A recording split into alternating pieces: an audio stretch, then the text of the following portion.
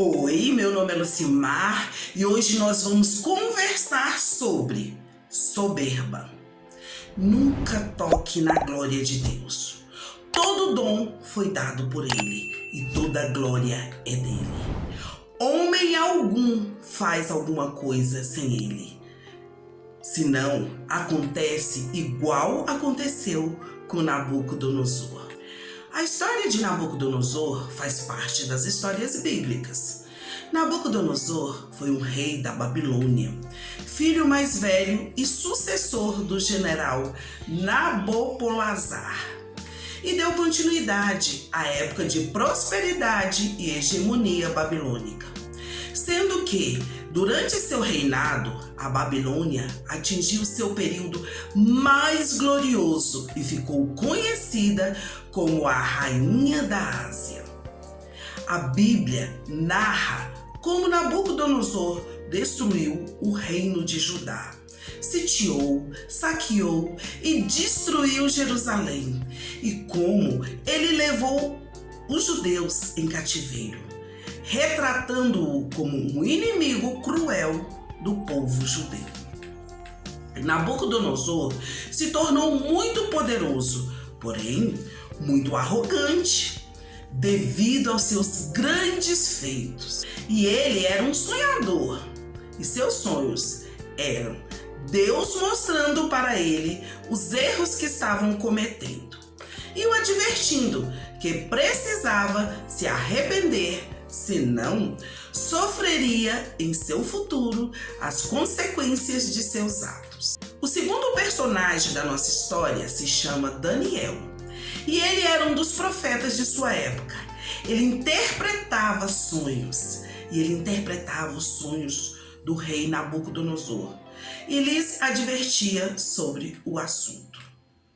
Em uma dessas interpretações, Daniel anunciou que era Deus que estava lhe concedendo as vitórias. E se Nabucodonosor continuasse soberbo e arrogante, achando que ele estava vencendo por suas próprias forças, ele ficaria louco durante 7 tempos, caso não se arrependesse de seus pecados. Essa história está escrita no livro de Daniel, capítulo 4, versículo 27. O grande problema de Nabucodonosor foi: após Deus colocar todas as nações sujeitas a ele, ele não glorificou a Deus. E muito pior, encheu-se de soberba, encheu-se de arrogância. E olha que este rei já havia sido testemunha ocular de um grande milagre de Deus.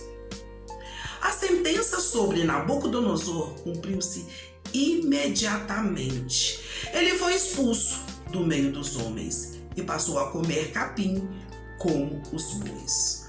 Ou seja, ficou louco, como Daniel o havia advertido. Seu corpo molhou-se com o orvalho dos céus, até que seus cabelos e pelos cresceram como as penas da águia, e as suas unhas como as garras das aves.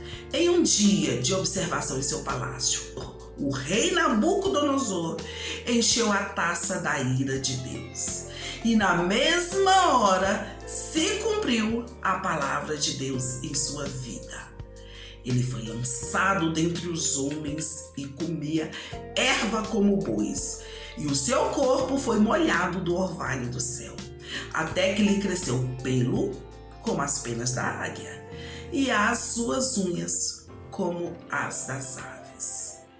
Ele só obteve a cura após se arrepender de seu pecado: a soberba. Soberba é tocar na glória de Deus, pois quando somos arrogantes, soberbos, dizemos: eu sou, e só Deus é.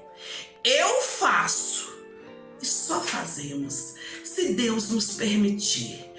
Eu posso, e só podemos se dos céus vier parte do poder de Deus para nós. Temos que entender que tudo se inicia em Deus. Só continua se Ele permitir. E tudo se finaliza em Deus e para Deus. E o melhor de tudo isso, toda energia de Deus se volta para a nossa frágil natureza, pois foi Ele que nos fez. Então, Ele nos conhece, sabe quem somos e o que necessitamos.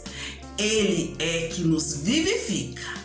Só Ele que nos purifica e nos transforma para o louvor de sua glória, tornando-nos ativos maravilhosamente. Onde nós éramos impuros, Ele nos limpa, Ele nos transforma e Ele nos faz mais que vencedor. Para isso, nós só temos que nos arrepender dos nossos pecados, esquecer a soberba, esquecer o orgulho e nos transformar em servos de Deus. No livro de Miqueias, capítulo 6, versículo 18, está escrito: o que Deus pede de ti é que pratiques a justiça, ames a misericórdia e andes humildemente com teu Deus.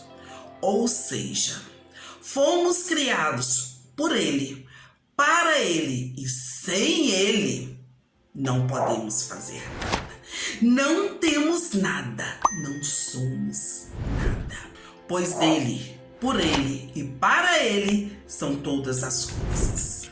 A Ele seja a glória para sempre. Amém. Isso está escrito na carta de Paulo aos Romanos, capítulo 11, versículo 36. Que Deus te conceda a paz.